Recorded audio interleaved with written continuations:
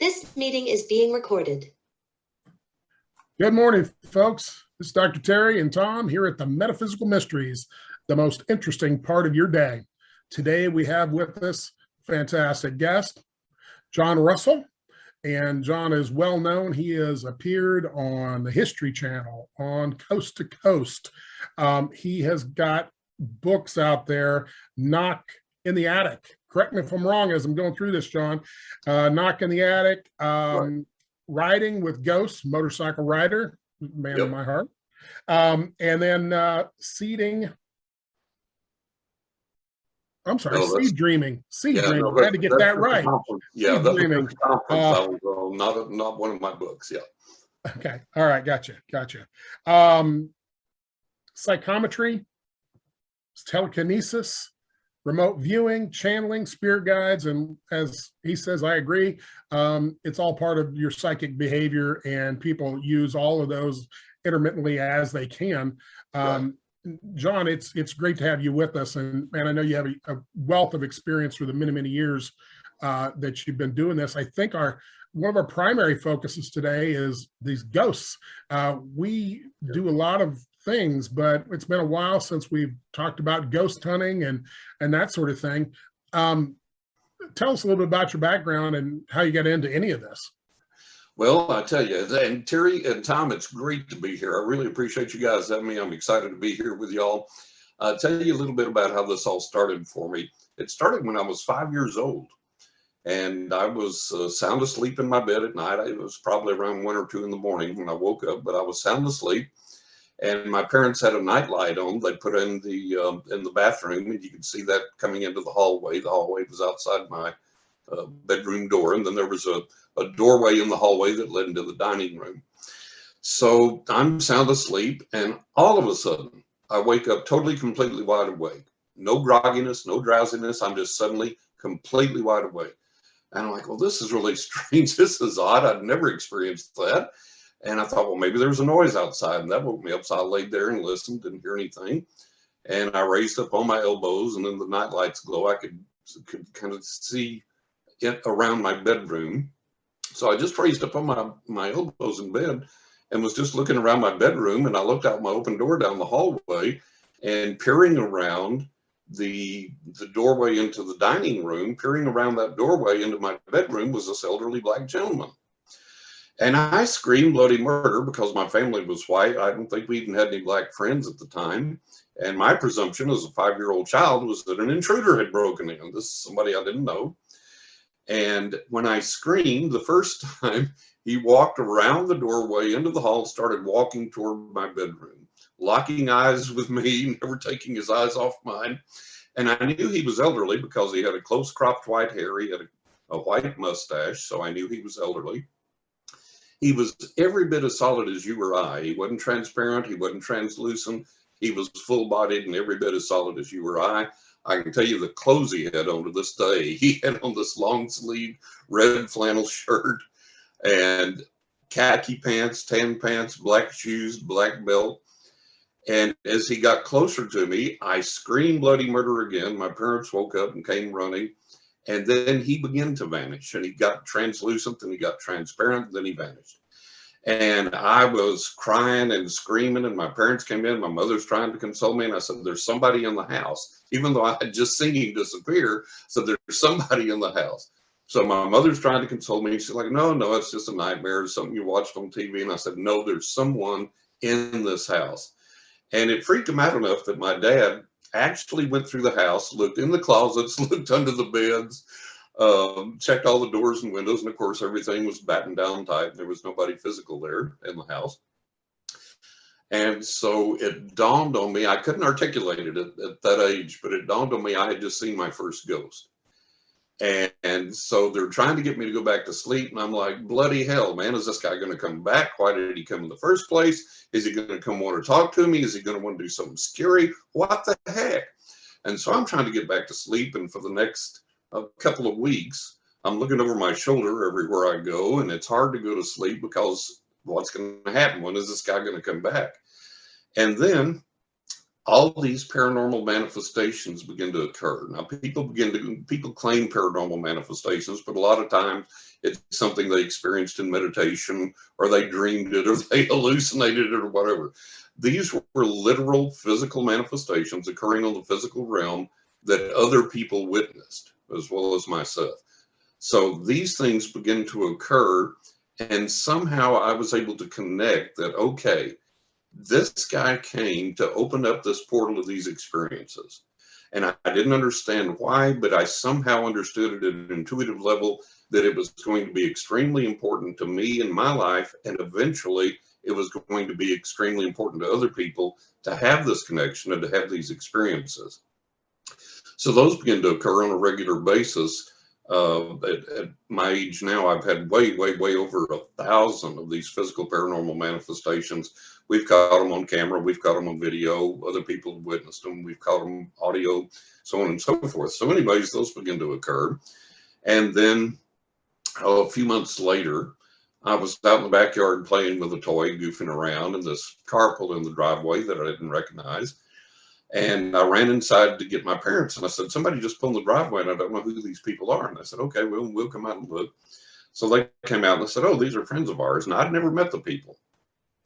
So they got out of the car and they're standing there on the sidewalk, and they're just all in a little huddle talking before they went in the house. And I was goofing around with my toy, and I walked up to the group and I stood there and I just looked up at the people, and I just interrupted the conversation. I said, you folks have just been on vacation, and you drove that car that's in the driveway, and you had 2 kids. They're not with you today, but you've got 2 kids, and you took them with you on that vacation, and their eyes are starting to bug out, right? And the husband's looking at everybody like, what's going on? What's going on?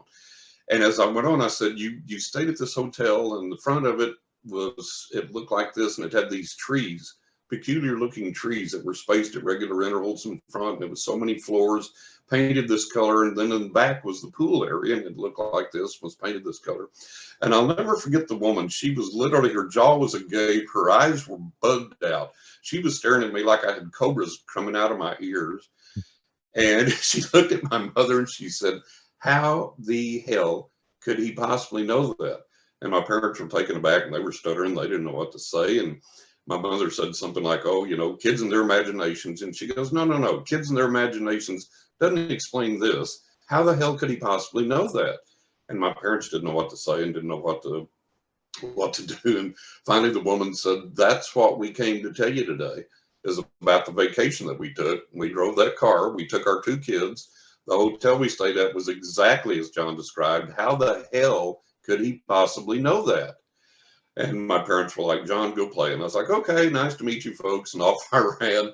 And it scared them so bad they never came back to visit my parents again. That's when I discovered that I could see into people's lives. I could tell where they had been, what they had been doing, read their thoughts, read their emotions. And then it progressed to the point that I discovered that I could predict what was going to happen to people accurately. And that's where it all started. That's fascinating. That's kind of the opening story. And like the can all of a sudden opens for kids oftentimes.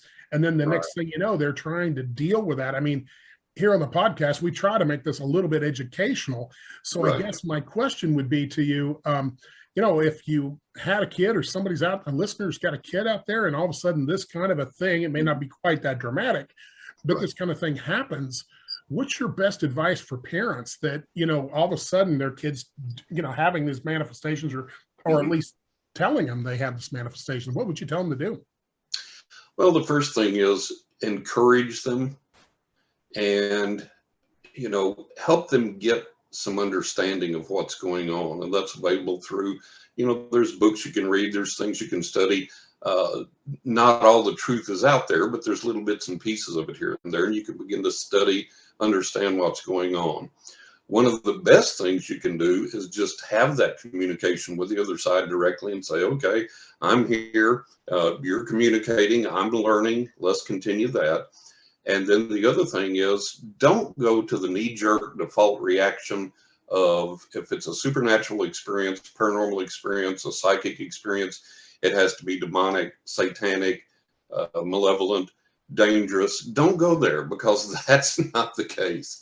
I have been doing paranormal investigation since I was 11. I'm 69 now. So I've been around the block a few times in this whole thing. I have never encountered the Exorcist movie version of the demons.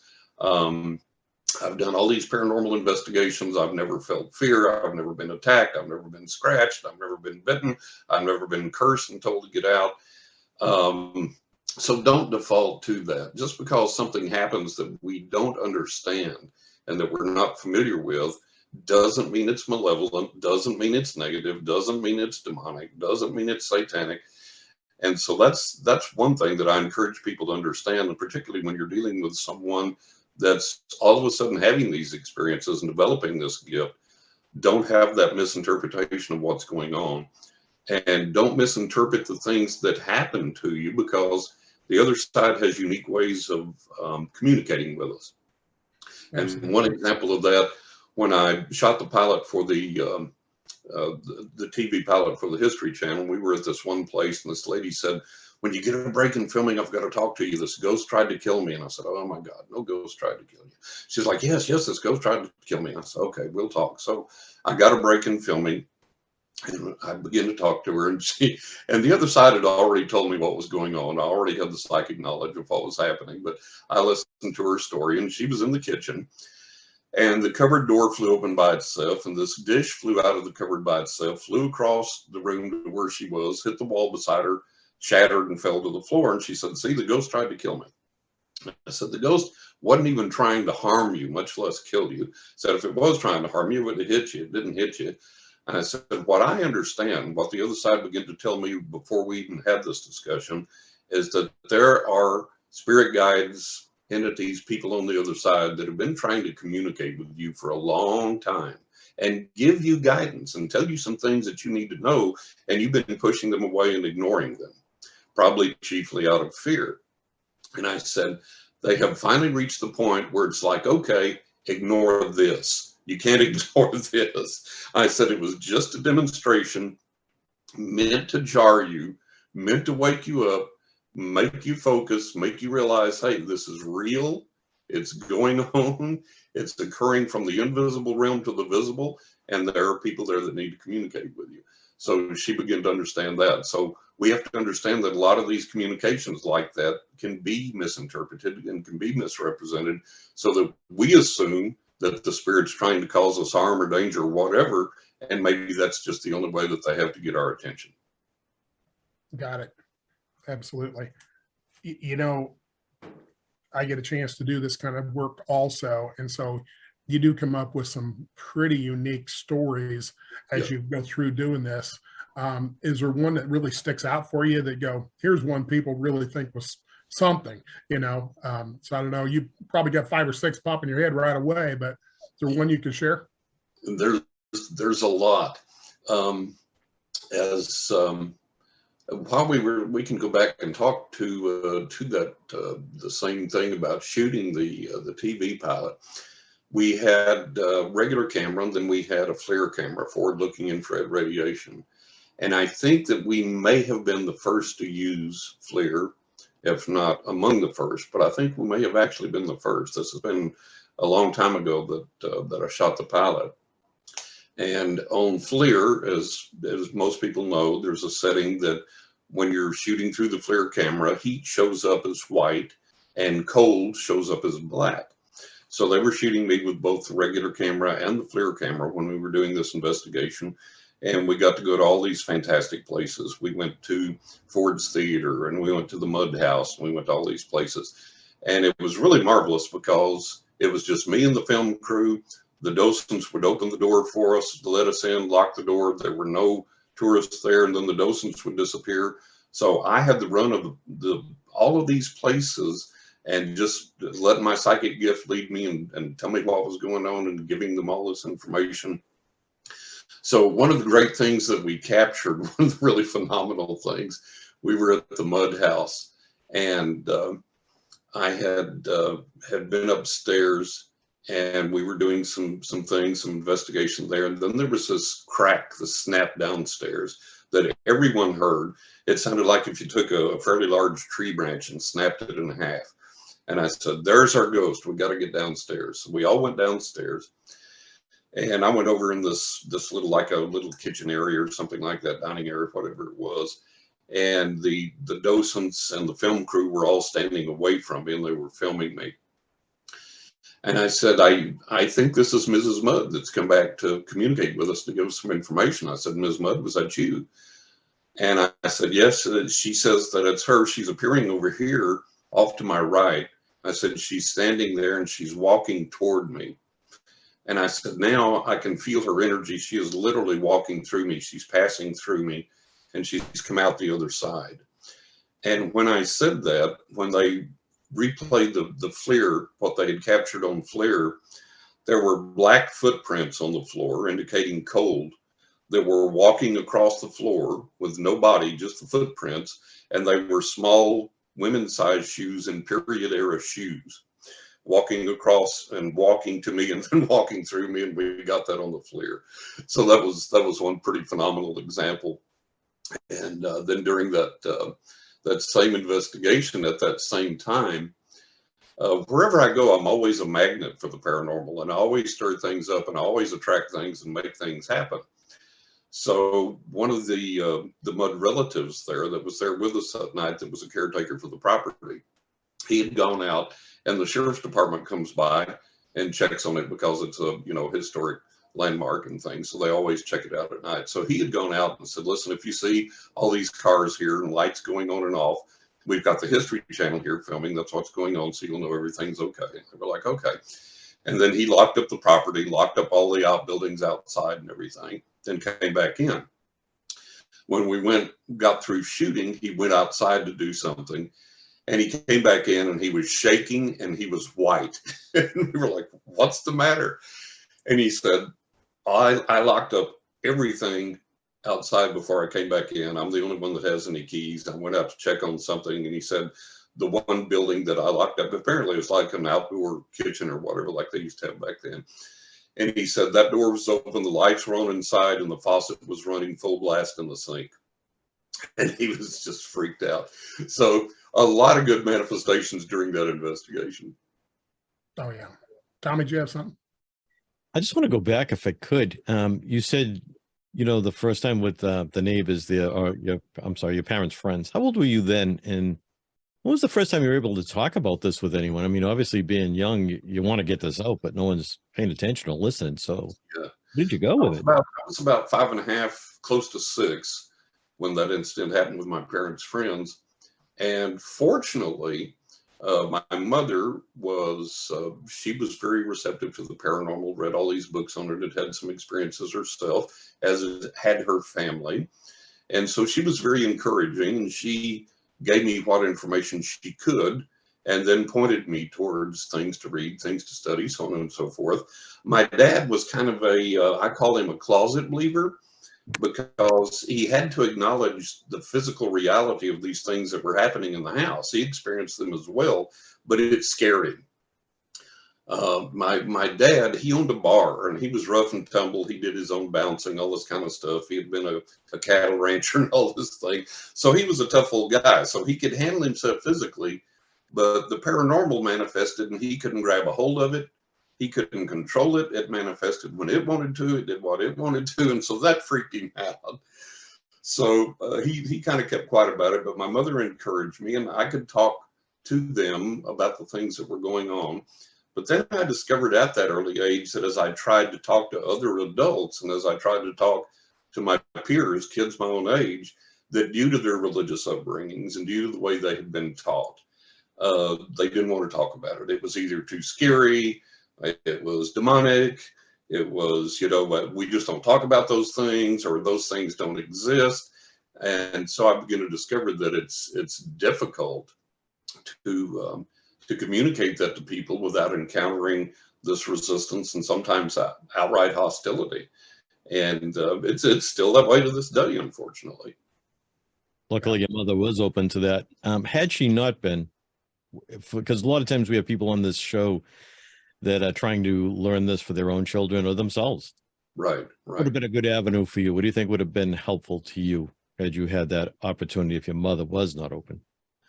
Yeah, if people weren't open or not open to it, again, going back to researching what books are out there, not every book's good, not every book's going to help you, not everything that's written is truthful or accurate, but that's a good place to start. And then talking with people that have their own experiences.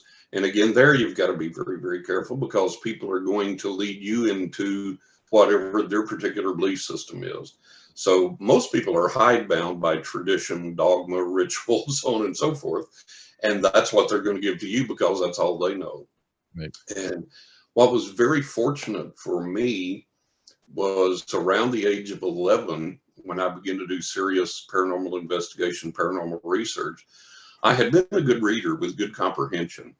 And I was a fast reader. So I got every book I could get my hands on. I studied religion. I studied psychology, parapsychology. I read all the books on all the psychic things, the paranormal things that were going on. And I continued that and still continue that to this day. And so it was a process for me of taking all this information, distilling it and saying, okay, what works and what doesn't? And I think that's the most important question for people to ask.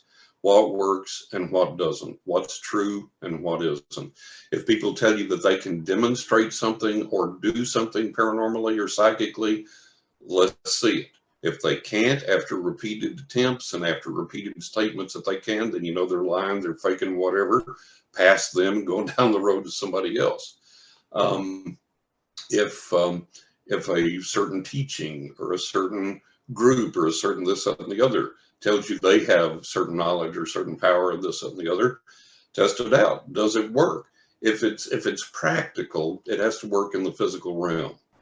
Now, we can get like the Seth books and all these type of things that people do. And you can have all of the spiritual gobbledygook for forever and ever and ever. And it's basically some supposedly high-minded, enlightened spirit comes to somebody and they channel them and the spirit gives them the information. And the information is usually on the order of, you can't see me, but I can see you.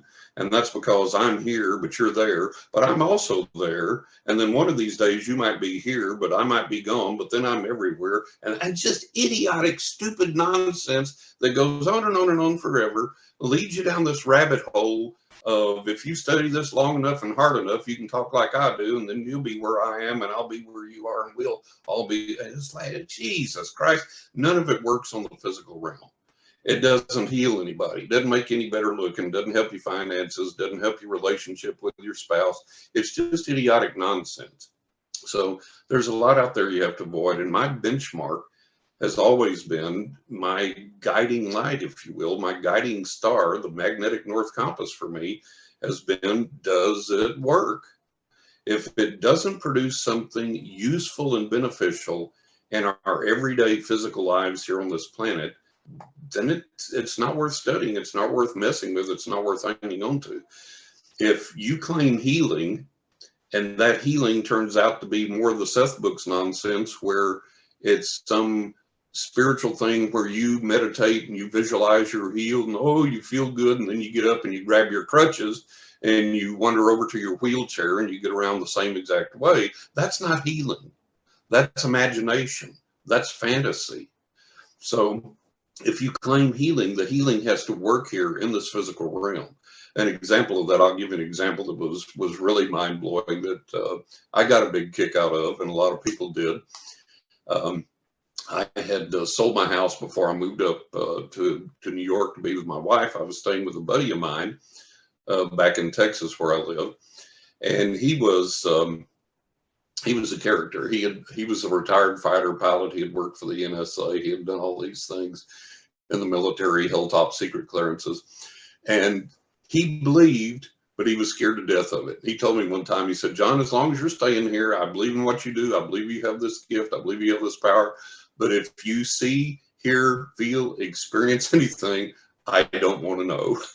So I attract the paranormal like, bees to the flowers. So I would tell my guys on the other side, I'd say, look, while I'm staying here with my buddy, this scares him. Don't manifest too many things. Don't do too many weird things. So anyways, me and him were good drinking buddies. And so we would frequent this Chili's restaurant there, and we'd go to the bar and begin our rounds there in the evening. And we knew everybody in there. And most of the wait staff was college age kids. And this one came over one day and flopped down by us at the bar. And she said, "My God, look at my lip." And she had this fever blister, this cold sore that had just started, and it was huge. This big, red, swollen, inflamed thing, big, huge knot on her lip. She says, "My God, I look like a monster." And we were trying not to laugh. And now anybody that knows anything about cold sores, fever blisters, when they start and they're in that stage, even with medicine, it's going to take you 2 to 3 weeks to get rid of that thing. It might even leave a little scar or a little blemish for a while. So this had just started. And she's like, "My God, look at this." And I said, "Hey," I said, "let me do something here." She said, "What?" I said, let me send some healing energy into that, okay?" She said, "Yeah, sure, whatever. It can't hurt." So my buddy's watching me, and this is in the crowded restaurant, right? And I said, let me send some healing energy into this. So I sent all this energy into my finger and put the finger about an inch or two away from her lip and started sending this energy in there. And I said, "Do you feel anything?" She said, "Yeah, it's getting hot and tingly." I said, "Okay, just hang loose. Let me finish up here." So I did that, and she goes, I really felt something there. "What'd you do?" And I said, "Oh, it's an old Indian trick. I just passed it off like that." She said, "Well, whatever you did, it did something." I said, "Well, let's see what it does. Let's see if it works." So my buddy and I were there again the very next day at the bar drinking, and she ran in, flopped down beside us. She goes, "My God, look at my lip." And it was totally, completely healed, smooth, nothing on there. She goes, "What did you do?" I said, "Oh, just an old Indian trick." And my buddy was like, "John, that's some weird stuff, man." Mhm. And then with staying there with him, like I said, he saw these things, he believed in all these things. And the guys were pretty good to him, except one night. And we had this criteria for movies. They had to be 2 stars or less, cursing, nudity, violence, all these things.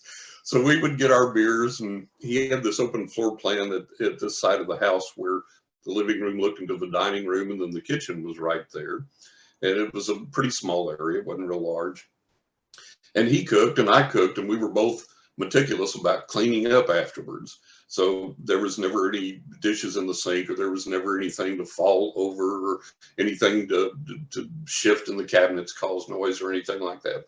So we had cleaned up, and each got a beer and come in and said, "Okay, we're starting this movie." And we said, it was rated 1.5 stars, and said, "Okay, that's our criteria." We said, "Okay, in the first 15 minutes of this thing, there has to be nudity, sex, violence, cursing, and some kind of murder or gruesome thing, or it's not worth watching." Well, all that occurred within the first 15 minutes. So we were happy. We're drinking our beers. And so out of the kitchen came this noise. The only time the guys on the other side ever really did anything hellacious there. But there came this noise out of the kitchen like somebody had taken 10 metal cookie sheets, climbed up on top of a 6-foot step ladder, and dropped them on the floor. And Bill, his name was Bill, and I write about this in my second book, A Knock in the Attic. And Bill jumped, and I looked over at him, and his hands were gripping his recliner. He had the soft recliner, and his hands were gripping the armrest so hard you couldn't even see his fingers. They were completely dug into it. And I said, "Bill?" And he said, "Uh-huh." And I said, "Did you hear that?" He said, "Yep." I said, "Ain't you going to get up and go see what it was?" He said, "Nope." So I went into the kitchen to look, and of course, nothing was there, nothing out of order, nothing had happened to account for that noise. And I guess the guys had just finally said, "We behaved as long as we can. We got to do something." And so for the rest of the night, I had to be the one to get up and go get the beers. He wouldn't go in the kitchen for the rest of the night. That sounds par for the course. Yeah. Yeah. Yeah. I try to tell people, the folks on the other side, I said there's 50,000 comedians out of work, and they're trying to be funny. They usually have one really good sense of humor, and people think it's all, really bad stuff. But in fact, most of them do have a great sense of humor. And I guess that kind of, I've got 1,000 questions, of course, but one thing is that we want to try to address the issue related to fraud. And we'll come back to that in a sec. This meeting is being recorded. And speaking about fraud, we have a lot of people that spend a ton of money, and I really feel sorry for those folks. So in an effort to get a little consumer awareness out there, John, I know you've interacted with people the same as we have, and they've spent just buku amount of dollars and for nothing. Can you help educate people when they want to be a good consumer in the world of psychic mediumship and the like, and even ghost stuff? Yeah. First off, if you're thinking about going to a psychic, go to their webpage. Like my webpage, johnrussell.net. I've got my credentials there. I've got I've got over 80 client testimonials. I've got media testimonials. These are all things that people can verify, that they can check out, that exist. So make sure the psychic is established. Look for client testimonials. If they don't have any client testimonials at all, that's a red flag right there. Look for the price. Look for the cost. And if they're charging some outrageous, like, $800,000 for a reading or $800 an hour, whatever like that, that should be a massive, massive red flag to you. No psychic on the planet is 100% accurate all the time. Over the years, I've done this professionally for over 50 years, and my client feedback has been that I'm 80 to 90% accurate, which is pretty darn good. And at the same time, that's 9 out of 10 at best. And a mighty big one can fall through the crack on that 10th one that I might miss. So people need to understand that nobody's 100% accurate. So psychics that are claiming that they can guarantee results or guarantee your satisfaction, or that they're going to be 100% accurate, or this, that, and the other, that's another sign to run. If it always works, if there is some manifestation or something they do that always works, they're a fraud. The real thing doesn't always work. The fake stuff always works. If you watch magic shows on TV and you see the mentalists and you see the magicians, that works every single time, every single stage they play, every single performance, because it's not real. The real thing, unfortunately, doesn't always work. Those are some of the things that you want to look for.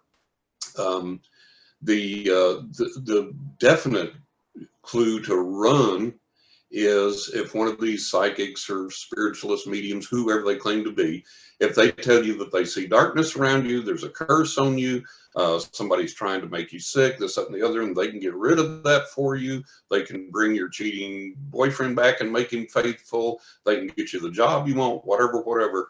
Run, because no, they cannot. Now, is this a big deal? Is this a big issue? Yes.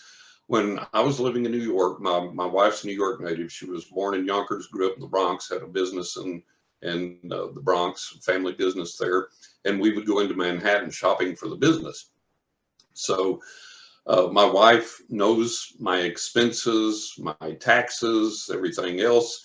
In a good year, I might make enough to have some French fries with my hamburger. And so knowing that, we would be walking down the streets in Manhattan, and there was this brownstone there, expensive brownstone. And in the window was a sign, $10 special reading. And my wife looked at me and she said, how in God's name can somebody, she says, I've lived here my whole life, and you living here now, you know how expensive Manhattan is. How can somebody living in a Manhattan brownstone charge $10 for a reading and stay in business? How is that possible? And I said, well, that's to suck you in.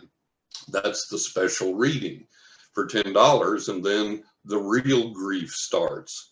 Oh my goodness, I didn't expect this. I see this evil entity that's around you. Did you have a grandfather that you maybe, or an uncle or somebody on the other side that maybe you weren't in didn't have good relationships with, and now they're on the other side. They still, oh yeah, well, my grandfather and I used to fight a lot. Well, he's cursing you from the other side. Oh my God. Well, yeah, that makes sense, because we were just knocking heads all the time we were here. Well, I can get rid of that for you. It's going to cost a little money, but not too much. We're going to take, $100 here, and we're going to go to the spirits with that money. That money's not for me. It's for the spirits. We're going to offer it to them. We're going to intercede and ask them to intercede on your behalf to make your grandpa quit cursing you. Okay, well, great. Let's do that. And you do that. And then, I thought maybe this was your grandpa and the spirits were deceiving me. I saw wrong. There's this powerful evil spirit. You've got witchcraft in your family somewhere, and somebody in your family angered somebody a long time ago and they cursed them, and this spirit has been coming down through each generation. Well, what do we do? Well, it's going to cost $3,000. It's not for me. I take 3 pals, 1,000 here, 1,000 here, 1,000 here, and I offer it to these spirits on the other side. The money, they take that energy, and then some of that money, I'm going to make a feast for the spirits. We're going to get them food and everything. They're going to use that energy, and and this nonsense goes on and on and on and on. You say, well, how could anybody in their right mind believe in that? Well, usually this type of nonsense is accompanied by some basic sleight of hand magic. So, for example, there's a bowl of eggs sitting on the table, and they say, pick one of those eggs out, and you do, and you can pick any egg at random. And you give it to the medium, and they crack it over a bowl. And when they crack it open, this inky black junk comes out in the yolk and the white and spreads throughout the bowl. And they're like, oh my God, look, you're cursed. Look at that. Well, you picked the egg out. You handed it to them. It was your choice. They can pick a bunch of other eggs out of that bowl and crack them. They'll all be clean. That one got that junk in it. And you say, oh my God, that's a paranormal miracle, paranormal manifestation. No, it's simple sleight of hand magic. And if you know how it's done, it's real disappointingly easy, but if you don't know how it's done, it looks like a miracle. So people get sucked into these magic tricks, into this cold reading stuff and this, that, and the other. And before long, they're out thousands of dollars, tens of thousands of dollars, sometimes hundreds of thousands of dollars. You say, well, nobody but an idiot would fall for that. Well, the people that I've had to rescue from these phonies have been people with multiple college degrees, own their own business, highly educated, so on and so forth. That's why these people are called con artists. Con is short for confidence. They know how to gain your confidence. They know your buttons, my buttons, everybody else's buttons. And we may be smart enough to realize they're poking those buttons and be able to resist that, but most people aren't. Most people are pretty easily manipulated. And so I've had people that have come to me that have lost 50,000, 100,000, 75,000, 3,000, 5,000. Had someone come to me just here the other day that lost over $120,000. When we were living in New York, on one of the news magazine shows at night, they had the New York Attorney General, New York State Attorney General. And he was talking about, they had a segment on these phony psychics and about the phonies there, specifically in Manhattan. And he said that the average amount that most of these phonies were making as non-taxable income, because of course they never declare it, was $250,000 up per year. And he said that in the interview, they were saying, well, why can't you stop these people? Why can't you catch these people? And he said, well, you have to understand, most of these people have never in their life used their real name. So we don't know who they are to begin with. Secondly, they move from place to place frequently. They change locations. They may change states. They may go out of state, come back in after a period of time, so on and so forth. And so he said they're incredibly difficult to track down. And he said, if we do track one down and we've got a lawyer willing to take the case and we're going to sue this person, try and get their money back, and all of a sudden across my desk comes a serial killer case, your phony psychic goes on the back burner. So it's a very, very difficult thing. It's hard to prosecute. It's hard to track these people down. But those are some of the things to look for. And you have to realize that this is out there, not just in the psychic realm, but in the religious realm too. You go back to, for example, Peter Popoff, the evangelist. And he had the supposed gift from God where God would tell him people's names and addresses and their illnesses and their relatives and this, that, and the other. And people were like, this got to be a man of God. How can he do this stuff unless God's speaking to him? Well, there was a skeptic group that was skeptical of this guy, and they tried to figure out how he was doing it. And they kind of got an idea, and they said, okay, they smuggled in this little small radio receiver that would scan radio frequencies. And they had it like in a bag and pretended like it was for oxygen or something, this or the other, whatever the deal was. So anyways, they smuggled this thing into the service, and they heard his wife backstage going, "Hey, Petey, it's your wife. I love you. I hope you can hear me. All right, here's the information in the first rows. This guy is wearing a yellow shirt, and this is this thing." What they would do, they would take prayer request cards from people coming in, and you filled out what was wrong with you, what your prayer need was, maybe some relatives on there, where you lived, your address, all this stuff. So she just read it to him. He had a little receiver in his ear, and she just read him the information, and boom, he spouted it like it was coming from God. So there's a lot of fakes and frauds and phonies out there in religion and psychology, parapsychology, the paranormal, psychic, so on and so forth. So it is buyer beware. You have to be aware that this stuff is out there. You have to take steps to prevent that from happening. And one of the I won't say the name, I guess, to avoid liability, but probably everybody can figure out who it was. They're dead now, but one of the most renowned psychics was on a TV show for a long period of time, and it was really funny because all of a sudden, out of the blue, I started getting this person's clients, and they would tell me that they had gone to this person, and they said, "I don't know who they were reading for, but it wasn't me." And so when I read for them, I would say, "Okay, now really analyze my reading. Has this been accurate and insightful for you?" Oh yeah, it's been great. It's been fantastic. You got all this stuff nailed on the head, and I'll check the predictions and get back to you, but it sounds reasonable. So with one of these people, I said, I said, for $800 an hour, which is what that person was charging then, I said, for $800 an hour, I should get the winning lottery numbers and maybe even a sexual favor for that, for Christ's sake. Absolutely. And they were laughing, and they said, "Honey, you don't understand. It's not $800 an hour." And I said, "Well, yeah, I've gone to their website and looked." And she goes, No. It's not $800 an hour. It's $800 a reading. The reading might be 10 minutes and you're out of there. I said, "You've got to be kidding me." And I said, "Oh, no. Mine was like 15 minutes. And then, okay, you're done. Next, $800 for that nonsense." So people, you've got to realize that these people, for whatever reason, I don't know how and why they do it, they develop a cult of personality, and people think they're the sweetest, greatest, most gifted, most wonderful people, and they're the biggest con artists and liars and frauds and fakes and phonies walking the earth. So get past the veneer and stop looking at the person saying, "Oh, isn't this person magnetic and aren't they charismatic?" And all. Get past all of that and get down to the nitty gritty of what's really going on. And like for myself, I've got pictures that aren't faked. I've got the negatives back when I was shooting film. I've got ghost photographs that anybody can examine. We've got this stuff on film. We've got it on audio. We've got, video. I've got the record there of these things happening. Other people have witnessed these things. The predictions I've made, the public predictions about the financial crashes and presidential elections and everything. That's all a matter of record. It's out there. Thousands and thousands and thousands of people have heard this. So look for the documentation when somebody makes a claim. That's the main thing you have to do.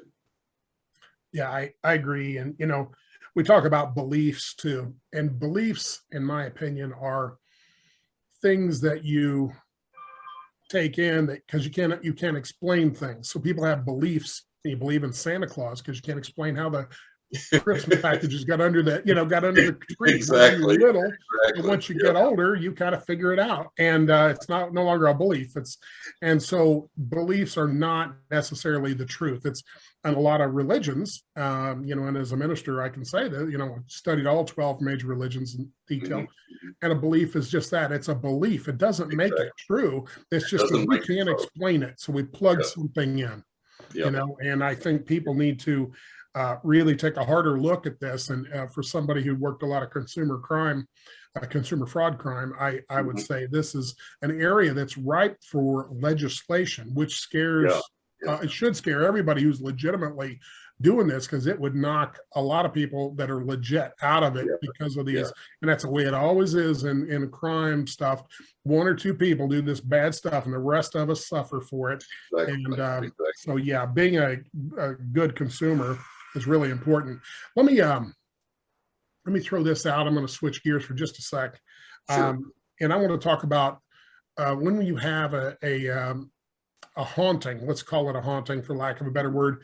What do you feel the difference is between the haunting of a person and the haunting of a house or building or so forth? What's the prevalent one and what's less prevalent, and why do they exist in your opinion? Well, I think both are about equally prevalent. I think that the haunting of a building, for example, or a house occurs. There could be a number of reasons for that. There could be a person that died there, that crossed over there, and periodically they're returning just to check it out. And one of the greatest things I received one day was the revelation that a lot of hauntings may just be nostalgia on the part of a person that's on the other side. And so that person may have owned that house, they died, they're on the other side. They're not earthbound, they're not trapped in that house, but periodically they may, hey, let's go see what the old house is doing. Has anybody fixed it up yet? Or have they remodeled it? Who's living there now? And it may be that. There may be various entities, nature spirits or whatever, that are local to that region where that house is, and they may be active around there. So there can be all these various types of entities at a location, and we have to figure out what entities we're encountering. We can't just go in and say there's a ghost. Well, it may not be a ghost. It may be a nature spirit. It may be some other type of entity that we don't even know how to classify. It may be your Uncle Jim tagging along with you and manifesting there. Maybe the energy's a little bit easier for him to manifest there, or you're in a more receptive state of mind there, or whatever. So it's important that we be able to investigate that, figure out what's going on and why. Now, as far as people and what they have going on around them, regardless of where they're at, we all have, I believe, guardian angels, spirit guides, loved ones on the other side that come to us periodically. But like the guardian angel, spirit guides, they may be around us very frequently. We may not be aware of it, but they may be there. So that's always going on. And I try and get people to understand that all of these intelligences and energies and people on the other side, all of this is around us constantly and is going on constantly wherever you're at, and whatever you're doing, it is always there. The same way that radio waves are all around all of us right now. You don't hear it. But if you get a radio and you plug it in, you tune it to the right station, oh, there's country music. All that's going through the air right now, but we're just not aware of it. Likewise, all of these spiritual goings on are constantly all around us. We're just not receptive, tuned in, and aware of it, but it's always there. Gotcha. Tommy? Well, that's a good way to put it, I think. How would you, from your experience, for people that are new to this type of stuff, if they wanted to be better receivers, what have you found that has worked to, further enhance the skills you were born with? Yeah, I think the absolute best thing you can do, Tom, is to sit down. First thing you have to do is get quiet so you can be receptive. We're all plugged in. We got the radio going. We got the cell phone on. We got music going. We're listening to the TV in the background or whatever. So the first thing you have to do is turn off all the distractions so that it's quiet. Then you have to sit down and just talk to the other side and your perception of that, whether you want to say God or universal mind or hey, guardian angels, or is my uncle on the other side there, or whatever, however you want to address this invisible realm that you're comfortable with. And you just say, I'm here to learn. I want to advance. I want to grow. I want to understand this realm better. I want to understand myself better. What can you give me to improve my life and that I can also improve other people's lives with? And then you shut up and listen. And it'll come to you in the form of maybe a dream, an intuition, a vision, something somebody says to you down the road or whatever. But that's how you do that. And you have to do it every day. And I tell people, take a minimum of 15 minutes and sit there and make that statement, make that request, and again, get quiet and then listen. Well, what am I listening for? You're listening for a voice. That voice may be internal. It may actually at some point be external. You may see a vision. You may have a dream. You may have an inspiration. You may have a thought come to you out of the blue and say, oh man, that's what I need to do, or I need to pursue this, or whatever. So you listen for that guidance. And the more time you spend doing that, the more that you're going to get that. And then the most important thing you can do is when you get that guidance, you have to act on it. it's useless if you don't put it into practice, if you don't act on it. It's funny you put it that way about asking for help, because I tell people I'm a little thick at times and a little skeptical. So I'm always like, I need a flashing neon sign so I don't miss what you're telling me. And unfortunately, the other side usually doesn't give us flashing neon signs. Usually it's a much more subtle type thing, even for myself. But on occasion they will. But that's why it's important to begin to learn to enhance your sensitivity, to grow that sensitivity to where when that subtlety comes, you can say, oh, that's not me. That's something I'm supposed to be doing. That's communication. But the more time you spend doing that, the easier it gets to recognize even the subtle signs. But that's why it's important. We have to have quiet. We have to spend a sufficient amount of time, at least 15 minutes each day. And then we have to act upon what we receive. And the more we do that, the more that we get then. Yeah, sounds Very, good. very, very sound advice from my perspective anyway. Even this morning, I knew I needed to get up. This is taped early this morning. And I told my people before I went to bed, make sure I get up. Yeah. Sure enough, a bell went off in my head this morning. It was like an alarm clock. I told my wife to set an alarm clock, but I don't think she did, because I never did hear it go off. But I heard it go off in my head, and I go, thanks, guys. Appreciate it. Got up right on time. Everything was good, So they'll work with you if you let them. Absolutely. They're on your team. They're not opposed to you. They really do want to work with you. And I want to, our time's starting to wind down here a little bit, but you talked about, one of the hard things, I think, at least in psychic stuff, is predictions, and I don't know if you've had any for, I don't know, whatever, this year. Usually people think of predictions for political leaders or what's happening in the world, and bigger, broader things. And sometimes there's predictions for individuals, of course. Right. How do you get those, and how do you sort through those? If you're going to say all of a sudden, Donald Trump's going to have a heart attack and keel over or something like that, how does that manifest for you? Well, the way it's manifested for me, for my clients, my entire life, I get predictions for what's going to happen for their future, just as a matter of course. That just happens in the course of the reading for me. The other predictions that have come in my life, especially the public predictions, one string that I was 100% accurate for, all the way up through Obama and Bush, was that I had a 100% accurate record of presidential predictions going back to Kennedy. And the way that started was just a fluke. I think I was in the kitchen with my mother. I think she was cooking or something. And she just turned around and said, who's going to be our next president? And in a flash, I said, Kennedy. And I was correct.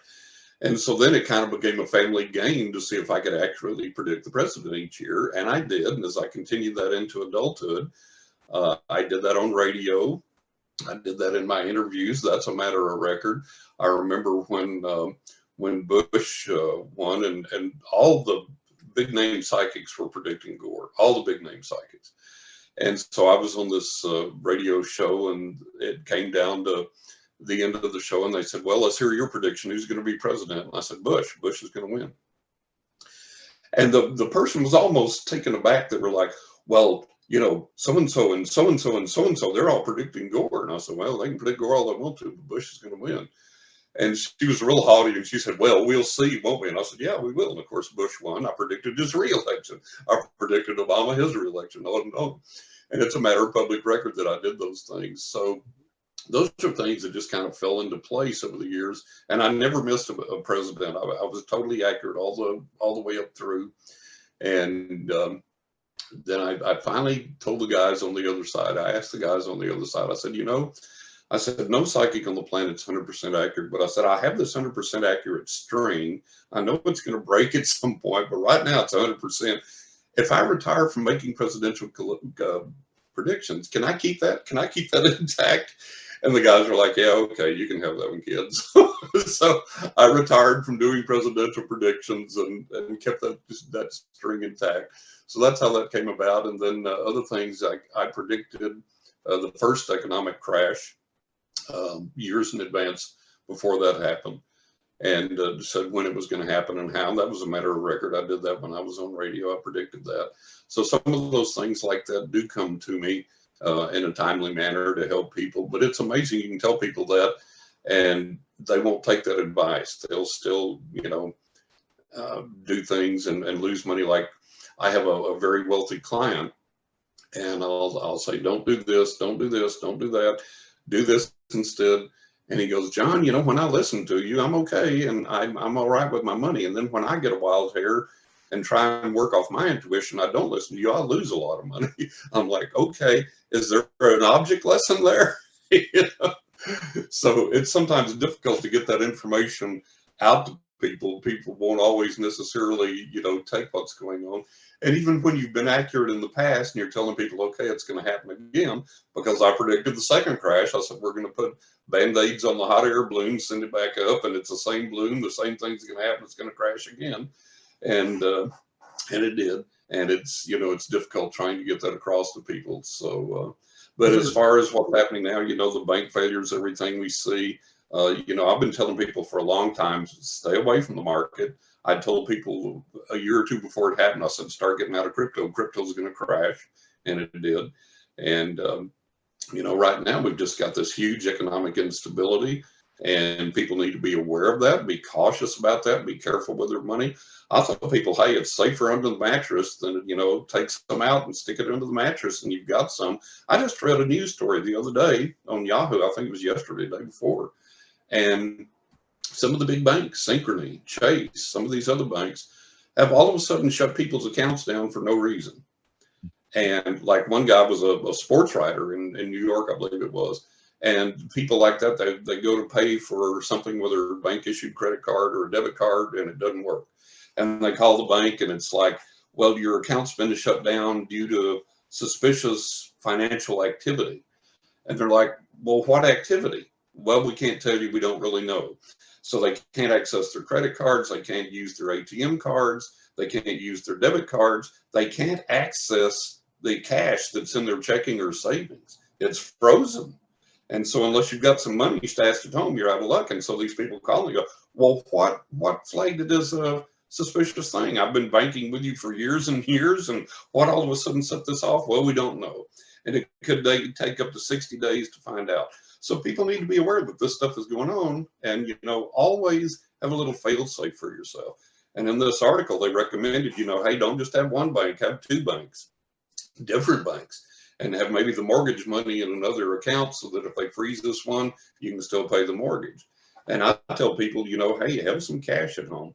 And people are always, the big resistance I get when I tell people stay out of the market, be careful with the market. They're like, yeah, but if I invest and I get this huge return, and if it's in the bank in a savings account, I may get 0.1%, whatever. And I said, hey, look, here's the way you have to understand this and think about this. This is reality. If it's in the stock market and you just got a big dividend and made some money, and then the next month the market crashes and you lose half of what you had. But if you've got that same amount of money in the savings account and the market crashes, guess what? You've still got all of that money. You didn't lose any of it. And trying to get that across to people is like pulling hen's teeth. But right now, everybody needs to really, really be financially careful, financially aware. Don't think you're going to invest in the market and hit it big, because more likely you'll lose most of it or all of it. And, whatever's going on with the banks are failing. The banks are shutting people's accounts down for no reason at all this kind of nonsense. Be aware of that. Have you some cash on hand so that if that happens and you're out, you've got plenty of cash at home. You've got maybe $500 on you in cash. And so you go to pay for a meal, your debit card's declined, you call the bank, the accounts are shut down, you got cash on you. You can still pay for the meal. You can do what you do. You handle things till the things get settled down. So that's what everybody needs to be aware of now. Is there any big predictions worldwide that you would want to put out there on record that people can make note of? Yeah, there's not really too much that comes to me right now. I mean, basically everything we see is happening and what's going to happen for a while and what we're having to contend with. The one thing that I do see that seems to continue to get worse until we get out the torches and the pitchforks is that, America is sliding into this third world country. You go to the supermarket, you can't get meat. I mean, this is America. You go to the supermarket, you can't get meat. There's a medicine shortage, a drug shortage. Some of my prescription drugs that I have to have because I have a heart condition, all these other things, and I called the pharmacy to refill them, and they said, you may want to call your doctor and see if there's something else he can prescribe because we don't know if we can get this drug or not now. This is America. We got a drug shortage. We got a meat shortage. We got this shortage. We got that shortage. Here in Florida, where I live, in one of the counties here, and this made the national news, there was a person that died from a brain amoeba from getting water. Wait, not lake water, not river water, tap water. Yeah. Tap water up their nose and got a brain amoeba and died. And in this county here in Florida, they were saying, don't shower, don't wash your face, don't get water on you unless you boil it until we give you the all clear. This is America. We got amoebas in the tap water. You can't wash your face. They said literally, don't wash your face, don't take a shower, don't get water on your face or up your nose from the tap. We can't get meat in the grocery stores. We're having a shortage of medicine. All of these other things happening. It's insane. So our infrastructure continues to crumble. And I think that's something that we have to be aware of, and it's going to continue to happen. And we're going to have to get out the pitchforks and the torches and get after these politicians. And what I try and tell people is like, I've had party favorites over the years, but regardless of who is in party, whose party is in power, go to the grocery store and see what you pay. If the Republicans are in there, milk's 3 something a gallon or 4 something a gallon. If the Democrats are in there, milk's 3 something a gallon, 4 something a gallon. It's just ridiculous. So we've got to get out of this party mindset. That's the big thing that I see. We have to get out of this pointing fingers at each other, and the Democrats are demons and the Republicans are demons. We've got to get away from all of that. We've got to say, hey, we're all Americans. We've got to pull together, and we got to solve this thing, and we've got to start holding our leaders accountable. Yeah. And I remember there was, and it's like with the UFO thing, we could talk about that for another hour. But I know we're running out of time, and maybe we can hit that again down the road. But it's like with the UFO thing, the government's finally acknowledged they're real, they're here, they're physical objects, they're seen on all these multiple sensors, but they won't tell us what's going on. They have to know what's going on. Somebody in our leadership has to know whose they are, why they're here, what they're doing, what's going on. And we have to demand that. There was a congressman in Tennessee, Tim Burchett, and one of the podcasts that I was on, the people that did this podcast called "The Big Phone Home," after an homage of E.T. Phone Home, and they would get all the UFO experts from around the world on this podcast, and it went on all day, sometimes for a couple of days, and Tim Burchett was on there. And he said that there are things that people in Congress know about UFOs that if they were to just come out and publicly disclose, that they would die by suicide by 12 bullets to the back of the head. So he's acknowledging that that's the reality of the danger to people that try and make these disclosures. And he went on at some length about that. And it was really interesting and really revealing. But what he said was about the disclosure process was that the American people have to force the hand of the American leaders, and we have to get them in a tight spot and demand that they disclose this information that they know and tell us what's going on and give us the real truth about this. And he said, if we don't do that soon, he said they're going to close that door so tight that not even a Freedom of Information Act request. Well, he said that'll just be a thing of the past. He said you won't get anything but just black pages, totally redacted pages from now on about anything. So that was his words. And his words, he said, we have to take names kick ass. He said, we've got to press our government for the truth on this, and we've got to do it now. If we don't, we're going to lose it. And I've heard other people say that as well. I think it was... it may have been Nick Pope, and people can correct me if I'm wrong, but I believe it was him that made a statement that he didn't see disclosure coming. He saw a tightening of information, if anything, happening, and that we were losing a grip on this. So, but that's all because we sit back and we take it. And if we stop taking it, our power is that if we'll mass together and demand that this happen and keep demanding that it happen. And like when I was on the sister interview to that show, they asked me, they said, okay, what do we do? How do we make this happen? And I said, write your congressman the old fashioned way. And I said, if 20,000 people write their congressman the first month, well, wow. Yeah. And then if the next month, 50,000 people have written in, and the next month, 100,000 people are writing in, and people keep writing, and people keep writing, and people keep demanding, and it keeps growing. At some point, they have to do something. They have to pay attention. And if we, put other strictures in place to make it even more difficult for them, unless they start listening to us and doing something, that's the key to the whole thing. But we have to be willing to band together and do that. To do that, we got to quit blaming the Democrats. We got to quit blaming the Republicans. We got to get together as Americans. We got to say, hey, our infrastructure is crumbling. You can't get meat when you go to the grocery store. You can't get medicines you need. Tap water is going to kill you. All this is America, for God's sakes. And it's like we're a third world country living with bread lines all of a sudden. It's ridiculous. Absolutely. So, we've got to get after that. You're 100% correct. We need to get after all that. There's no doubt, because I don't think most people are not real heavy red or not real heavy blue. There are a lot of purple out there, and most people are centrists. And if we address that, that's going to be helping us along the way. And there's no question about it. So, exactly.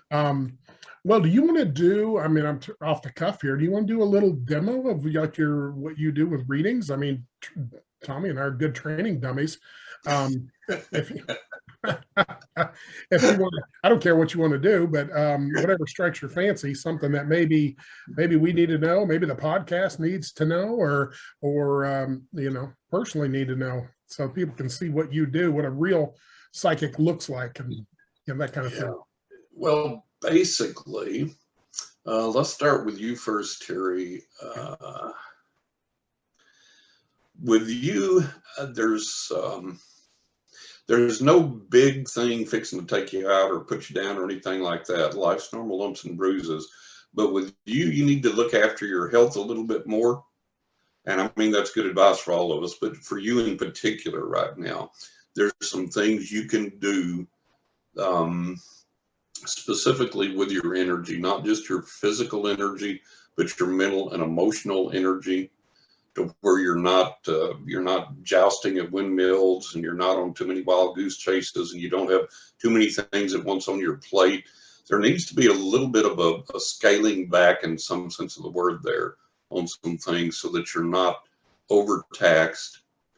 And then with your health, I mean, you look, you've seen a lot, you've been through a lot, you know how the world is and all that. With all that, you've got to make time for some humor. You've got to find time for something that makes you laugh, and some silly distractions, and some things that just take your mind off of all of this for a while, so that you just forget it, and you've got some levity, and you've got some happiness. And a really good vacation wouldn't hurt, where you're not thinking about anything, not the podcast, not the bills, not this, not that, just having a little bit of fun. And I think that's the main focus, the main thing that I see for you right now. Does that ring true? Does that hit home for you? Well, yeah, we're going to head out for a little vacation. Got back from a cruise, and in the evening, I always watch something that's a little brainless, so that I can go to sleep with a little bit of humor involved. Yeah. And so I watched some older shows that are kind of funny back and so forth. But scaling back, I mean, I am involved in many, many things. So I actually have that on my agenda to scale back this year, a couple of big items. And I would agree. All right. Good deal. Now let's see what we got for Tom.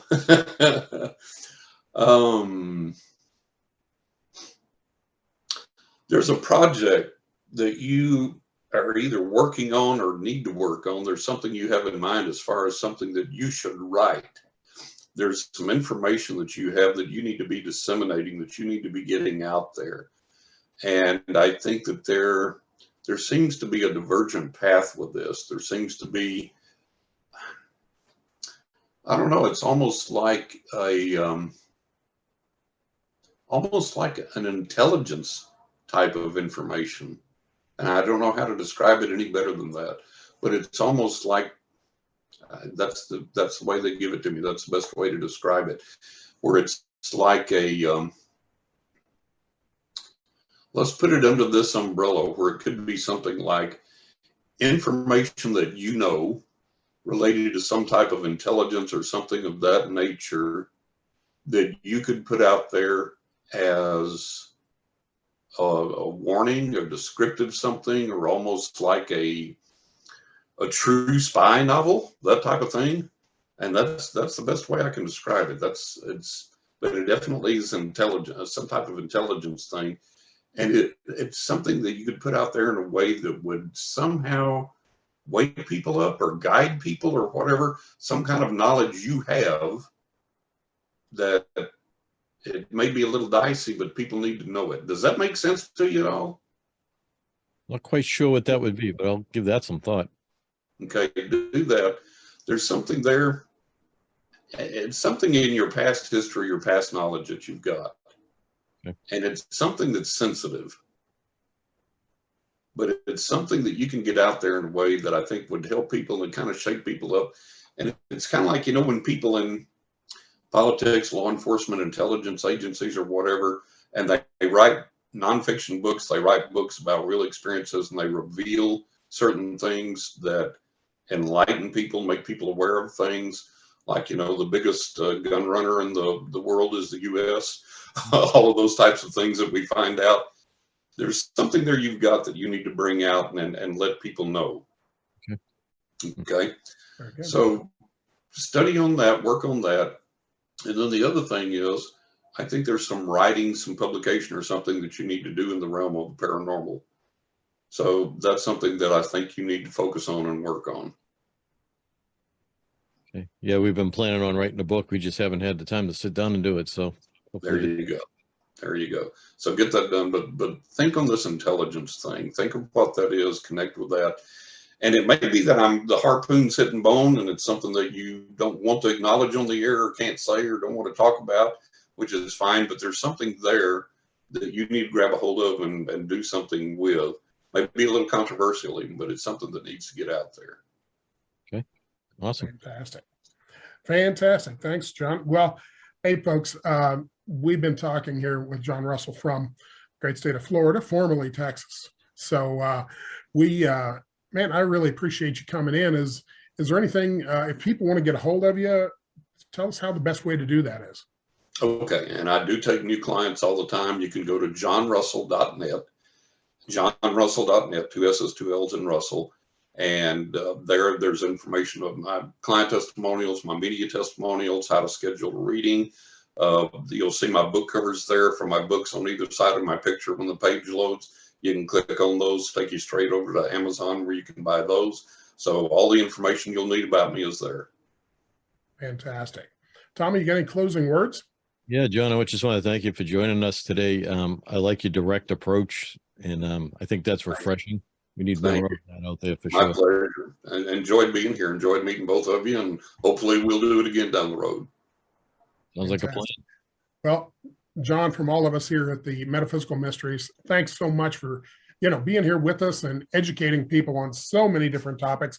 And I know this could go on for hours, and it's fascinating field, and it's all the things people always ask about when they're sitting at the bar or chit-chatting with their friends over something else. And we're fortunate, all of three of us here, to get to do it in real life. Absolutely. And have a sense of it. So you really brought that home, and I really appreciate that. So for everybody else, hey, hang in there, and we will be back with another episode just as soon as we can get it done. So from everybody here at the Metaphysical Mysteries, have a great day. See you later.